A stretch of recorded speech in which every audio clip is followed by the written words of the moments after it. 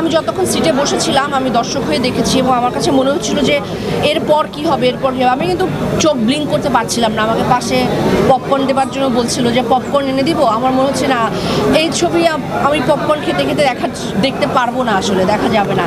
আমার মনে হয়েছে মেহজাবিন সম্রাট, আমি জানি না মানে এই ছবির জন্য যদি ওরা অভিনেতা হিসেবে জাতীয় চলচ্চিত্র পুরস্কার না পায়, আমার মনে হয় অভিনেতা হিসেবে ওদেরকে বঞ্চিত করা হবে। অভিনয় মনে হয়নি, জীবন এত ভালো, এত সুন্দর। Mehjabin is the best. আমার মনে হয় মালতী মেহজাবিন ছাড়া সম্ভব হতো না। তো থ্যাংক ইউ। আমরা আমাদের না দেখে কমেন্টস করব? অবশ্যই দেখেছি, বসে দেখেছি, একদম পুরোটা দেখেছি, খুব ভালো লেগেছে। আমি যেদিন রিলিজ হয়েছে সেদিন থেকে আমি খুব এক্সাইটেড ছিলাম। আমি বারবার ভাবছিলাম যে ছবিটা আমি এসে দেখবো এবং আজকে আমি খুবই এক্সাইটেড ছিলাম যে আমি পুরো ছবিটা একদম মনোযোগ দিয়ে দেখতে চাই এবং অসাধারণ, আমার খুব ভালো লেগেছে। আমি আসলে এই পুরো সময়টা ধরে একটা জিনিসই ভাবছিলাম যে মেহজাবিন কবে এত বড় হয়ে গেল, মানে কবে ও অনেক রকম, মানে মেহজাবিন হয়তো অনেক মাইল ফলক ছুঁয়ে আজকে এসছে, কিন্তু আজকের ওর এই প্রিয় মালতী আমার মনে হয় যে ভবিষ্যতে ও আরও অনেক কাজ করবে, বাট এটার অন্যতম শ্রেষ্ঠ কাজ হয়ে থাকবে।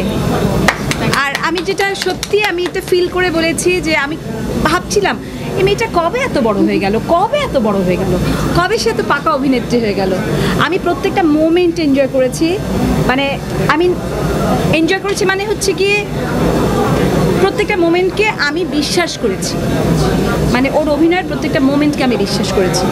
So I am so proud যে আমার পাশে দাঁড়িয়ে আছে, মানে আমি ওর অভিনয়ের ভক্ত। আমি কিন্তু ওর অভিনয় সবসময় দেখি, মানে আমার খুব কম দেখা হয়, কিন্তু তারপরেও আমি যা দেখি ওর অভিনয়গুলো আমি দেখি। I am so proud of you, মাশাআল্লাহ, সো প্রাউড অফ হার। মানে আমার কাছে একবারও মনে হয় নাই আমি আসলে কোনো অভিনেত্রীর অভিনয় দেখছি। আমার কাছে মনে হচ্ছিল যে আমি আসলে একজন মাকে দেখছি, আমি মালতীকে দেখছি আসলে। কারণ আমি ওর গ্রোথটা প্রথম থেকে খুব খেয়াল করছিলাম এবং আমার কাছে মনে হচ্ছে অনেকে বলেছি যে ওর আরও আগে কাজ করা উচিত ছিল, ওর আরও আগে ছবি করা উচিত ছিল, মেহজাবিনের কথা বলছি। কিন্তু ও এমন একটা পরিপক্ক সময়ে এসে অভিনয়টা করেছে এবং এমন একটা ছবি দিয়ে আমার মনে হয় মানুষ হিসেবেও একটা একটা জার্নির প্রয়োজন আছে এবং সেই জার্নিটাও কমপ্লিট করেছে। সেই জন্য এরকম ছবিতেও এরকম ভালো অভিনয় করতে পেরেছে। তো আমি আসলে আমার এখনও গুজবাম্পস হচ্ছে ওর যখন কান্না, ও যখন কাঁদে বা ওর যখন সিঁদুর মুছে দেয়, ওর যখন শাখা ফেলে দেয়, আমার একবারও মনে হয়নি যে মেহজাবিন তো আসলে অন্য একটা গোত্রের মানুষ, ও এই সনাতনী সম্প্রদায়কে আসলে দেখেও বড় হয়নি বা এই এক্সপিরিয়েন্সটাও নেয়নি। কিন্তু একজন অভিনেতার আসলে সবচেয়ে বড় জায়গা বোধহয় এটাই।